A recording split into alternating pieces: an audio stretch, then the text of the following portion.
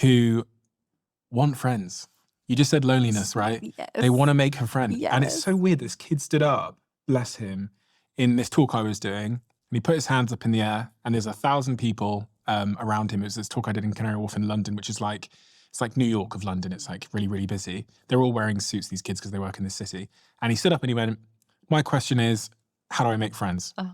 And you can imagine the guts it takes to say that in front of a room of 1,000 people that are your age. Amazing. He went, how do I make friends? What'd you say? Well, do you have any friends? Do I have any friends? I have a couple, not many. Yeah. But it's funny because what I actually said, it took me off guard. But what I ended up saying was, what you just did is how you make friends. You know what I'm saying? So like that willingness to be vulnerable in that way. Because I said, I know what's going to happen after I finish on stage here and walk off. People are going to come up to you. Yeah. Yeah. Okay. So I have a framework for how to make friends as adults. Okay. I think it's really important. I think it's somehow unacceptable in our society to approach friendship like dating, but that's how we should think about it. Is meeting 2 or 3 amazing people is so important for your health, for your happiness, for your success. It is so important to date your friends. Like, that is incredibly important. One of my best friends is Cody Sanchez because she is incredibly inspiring, incredibly smart, incredibly funny. But I dated a lot of people in Austin, a lot of girls in Austin to find her. I know she did too. It was my Bachelorette for Friends era where I was looking for girlfriends. And we just like hit it off and like we've been able to grow our businesses together. So one is you should change your mindset.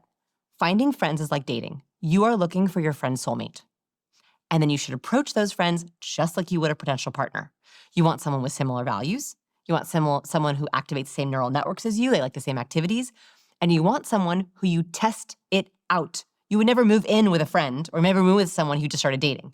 Same thing with a friend. You don't want to get too close too fast.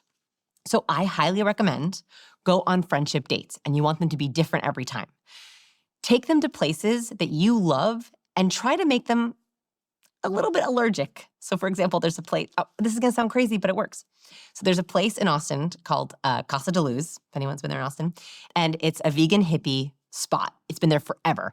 And you go in and it's one meal, you can't customize it, and they plop it down on your tray and you eat it like a cafeteria food. And I love it.